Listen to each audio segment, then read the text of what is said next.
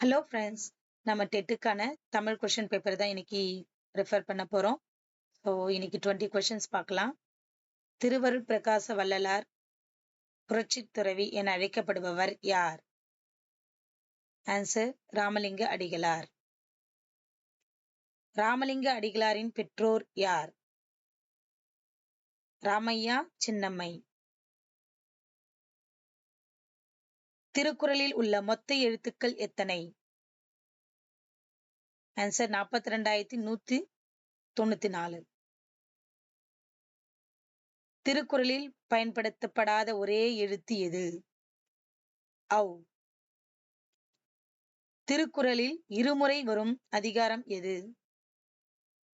குறிப்பறிதல். தமிழ்நாட்டில் உள்ள ஓலைச்சுவடிகள் பாதுகாப்பு மையங்களில் ஒன்று எது? தஞ்சை சரஸ்வதி மகால். குறிஞ்சிப்பாட்டில் குறிப்பிடப்படும் பூக்களின் எண்ணிக்கை எத்தனை? 99.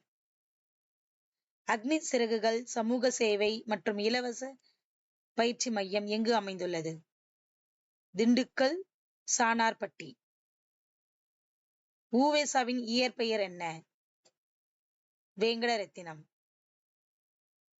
உவேசா பதிப்பித்த முதல் நூல் எது? சீவக சிந்தாமணி. வெள்ளிப்பனியின் மீது எழுதுவோம் என்று பாடியவர் யார்? பாரதியார். பாரதியாருக்கு மிகவும் பிடித்த ஆங்கில கவிஞர் யார்? ஷெல்லி. பாரதியார் துவங்கிய தமிழ் மாத இதழின் பெயர் என்ன? இந்தியா. பறவைகளுக்காக பட்டாசு வெடிக்காத ஊர் எது? கூந்தன்குளம். நிலம், அதிக உப்பு நீர், கடும் வெப்பம் ஆகிய மூன்றிலும் வாழும் பறவை எது? பூனாரை. தமிழ்நாட்டில் உள்ள பாம்பு பண்ணை எங்கு அமைந்துள்ளது? கிண்டி, சென்னை. நல்ல பாம்பின் நஞ்சிலிருந்து பெறப்படும் மருந்து எது? கோப்ராக்சின். கடிகை என்பதன் பொருள் என்ன? அணிகலன்.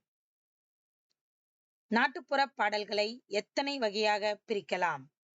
7. நாட்டுப்புற பாடல்களில் இறந்தோர்க்கு பாடுவது எது? ஒப்பாரி. Thank you.